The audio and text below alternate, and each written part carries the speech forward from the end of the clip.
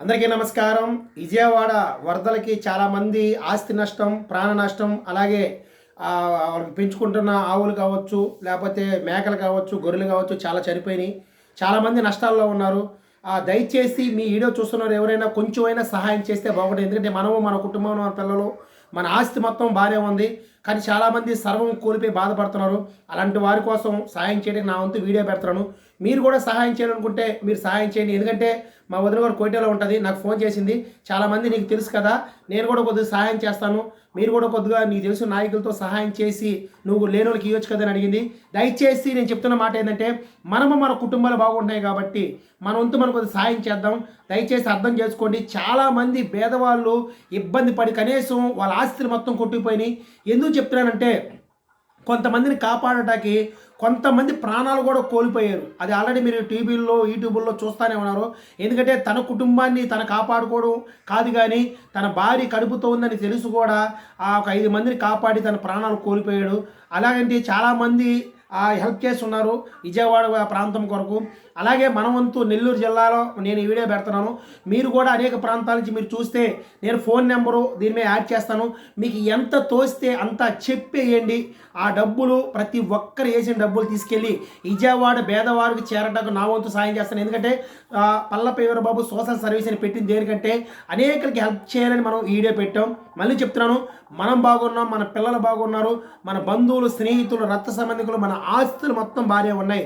ఆస్తులు సర్వం కోల్పోయి తినేదానికి తిండి లేక, కట్టుకోవడానికి బట్టలు లేక అనేకులు ఇబ్బంది పడుతున్నారు. అలాంటి వారి కోసం మీరు కొంచెం సహాయం చేస్తారని చెప్పి వీడియో పెడతాను. ఎందుకంటే గతంలో పెట్టే వీడియో వేరు, ఈరోజు పెడుతున్న వీడియో వేరు. ఎందుకంటే మానవత్వం ఉన్న ప్రతి ఒక్కరు ₹1 కాడి నుంచి ఒక ₹1000 దాకా మీ వంతు సహాయం చేయడానికి మీరు ముందుకు వస్తారని చెప్పి ఈ వీడియో పెడుతున్నాను. దయచేసి అర్థం చేసుకోండి. ఎందుకంటే అనేక ప్రాంతాలకు తిరుగుతాం, ఎంతో ఖర్చు పెట్టుకుంటాం, మన బంధువులకి, స్నేహితుల మధ్యలో మన వ్యసనాలకి కానీ ఎన్నో రకాలుగా మనం డబ్బులు ఖర్చు పెడతాం.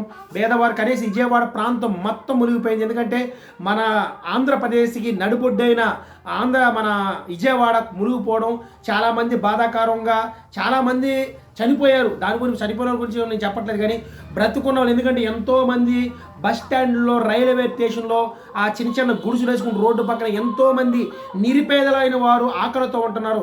అలాంటి వారికి కనీసం ఒక్కరికైనా మీ వంతు సహాయం, ఒక పూట అన్నం పెట్టడానికి, లేదు ఒక జత బట్టలు ఇటాకి మీ వంతు మీరు ముందుకు వస్తారని చెప్పి నేను ఈ వీడియో పెడుతున్నాను.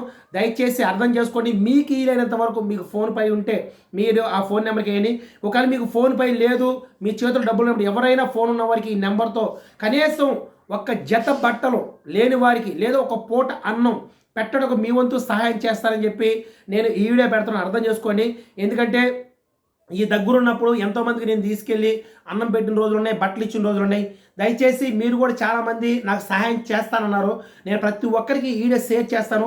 మీకు వీలైనంత వరకు ఈ ఫోన్ నెంబర్కి మీరు సహాయం చేస్తారని చెప్పి ఖచ్చితంగా మీరు మీ దగ్గర లేకపోయినా సరే మీ ఫ్రెండ్స్కి మీరు ఏ విధంగా టిఫిన్కి అయితే, భోజనానికి అయితే, లేకపోతే సినిమా ఖర్చులకి అయితే, మందుకైతే మీరు అప్పు తీసుకుంటారో అలాగా ఈ వీడియో చూస్తున్న మీరు ప్రతి ఒక్కరు కూడా మీకు వీలైనంత వరకు కనీసం ఒక ₹10 కాడి నుంచి, ₹1 కాడి నుంచి కనీసం ఒక 100 మంది ₹100 లెక్కేస్తే ₹100 అవుతాయి. అదే ₹10 లెక్కేస్తే 100 మంది ₹1000 అవుతుంది. అదే 100 మంది ₹1000 లెక్కేసి ఎంతమంది అవుతుందో చూడండి.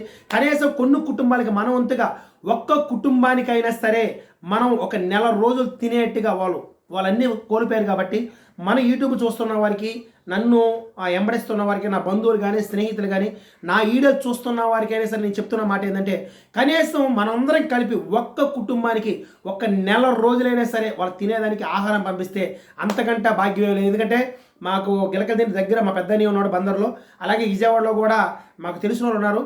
వాళ్ళకి నేను కూడా వెళ్ళకపోయినా సరే వాళ్ళకి డబ్బులు వేసి ఒక కుటుంబాన్ని ఆదుకుండేలాగా నేను మాట్లాడతాను. మీరు వీలైనంత వరకు చెప్పాను కదా, మా కోటిలో ఉన్న మా వదిన గారు ఫోన్ చేసింది, తన వంతు తన సహాయం చేస్తానన్నది. మీ వంతు కూడా మీరు సహాయం చేసి మీ పెద్ద మనసును సాటుకుంటారని నేను పదే చెప్తున్నాను. ఎందుకంటే సోషల్ మీడియాలో ఎన్నో వీడియోలు పెడుతున్నాను, ఎంతోమందికి సేవా కార్యక్రమం చేస్తున్నాను, నేను ఎంతోమంది నాకు సహాయం చేస్తానన్నారు. దయచేసి, ఎందుకంటే మనిషి బ్రతుకున్నప్పుడే అంత అన్నం పెట్టాలి. చనిపోయిన తర్వాత మనం వాళ్ళకి ఏం చేయలేము. దయచేసి అర్థం చేసుకోండి. ఎంతమంది అసలు అదే విజయవాడ ప్రాంతంలో బస్ స్టాండ్లో పడుకునే వాళ్ళు కావచ్చు, రోడ్డు పక్కన పడుకునే వాళ్ళు కావచ్చు, ఎంతోమంది చనిపోయారు. చలికి గడగడగడ వణుకుతున్నారు. ఎందుకంటే ఆ ప్రాంతాలు చూపిస్తున్నారు. కానీ ఏ రోజైనా సరే బస్ స్టాండ్ పక్కన పడుకున్న వాళ్ళని కానీ, రైల్వే స్టేషన్ ముందు వెనక పడుకునే వాళ్ళు కానీ, ఆ రోడ్డు పక్కన ఎంతోమంది ఆకలితో అలమటించిపోతున్న వారికి కానీ కనీసం ఏ రోజు కూడా మీడియాలో చూపించరు. దయచేసి నేను ప్రతి ఒక్కరికి నా వీడియో చూస్తున్నవారు డబ్బున్న వాళ్ళు ఉన్నారు, డబ్బు లేని వారు ఉన్నారు. ప్రతి ఒక్కరికి ఒకే రిక్వెస్ట్ చేస్తున్నాను. దయచేసి ఇప్పుడైనా సరే మీరు మళ్ళీ ఇంకొక వీడియో పెడతారు. మీరు ఎంత వేసారని కనీసం ఇప్పుడు నా వాట్సాప్ ఛానల్లో యూట్యూబ్ కానీ లేకపోతే నేను వాట్సాప్లో కానీ దాదాపు 3,000-4,000 మంది ఉన్నారు. నేను వాళ్ళందరికీ కూడా షేర్ చేస్తాను.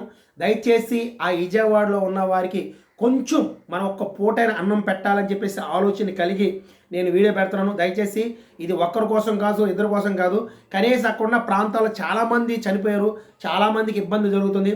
విజయవాడల ప్రాంతంలో ఒక్క కుటుంబానికైనా సరే మనం కడుపు నిండాగా వాళ్ళకి ఒక నెలంతా పెట్టాలని చెప్పేసి నా ఆలోచన. మీకు కూడా పిలుపునిస్తున్నాను. దయచేసి మీరు ఒక్కరోజు మీరు బ్రాందీ షాప్కి వెళ్ళడం మానేసినా సరే, ఒక్కరోజు సినిమాకి వెళ్ళడం మానేసినా సరే, ఒక్కరోజు మీ కుటుంబం అంతా పస్తున్నా సరే మనం అందరం కలిపి మనం వాళ్ళందరికీ డబ్బులు పంపించాలని చెప్పేసి నేను కోరుకుంటున్నాను. నా వీడియో చూస్తున్న వారు దయచేసి అర్థం చేసుకోండి. ప్లీజ్ రిక్వెస్ట్ చేస్తున్నాను, అర్థం చేసుకోండి. ఎందుకంటే మీరు ఎంతో సంపాదిస్తారు, ఎంతో ఖర్చు పెడతారు. కానీ ఆ విజయవాడలో మీరు చూస్తున్నారో లేదో ఆ యూట్యూబ్ ఛానల్లో దాంట్లో చూడండి ఎంతోమంది ఇబ్బంది పడుతున్నారు. వాళ్ళందరికీ మనం సాయం చేయలేకపోవచ్చు, కానీ కనీసం నిరుపేద అయిన వారికి ఒక్కరికైనా మనలాగా మనకంటే బాగా బతికిన వాళ్ళు, మనకంటే గొప్ప వాళ్ళు, ధనవంతులు ఈరోజు భేదవాళ్ళు అయిపోయారు. వాళ్ళకి సహాయం చేయడానికి నా వంతు నేను మీ అందరికీ రిక్వెస్ట్ చేసి నేను అడుగుతున్నాను. దయచేసి మీరు సహాయం చేయాల్సిందిగా పెద్ద మనసుతో మీరందరూ అర్థం చేసుకోండి. అందరికీ నమస్కారం అండి. అర్థం చేసుకోండి ప్లీజ్ ప్లీజ్ ప్లీజ్ ప్లీజ్.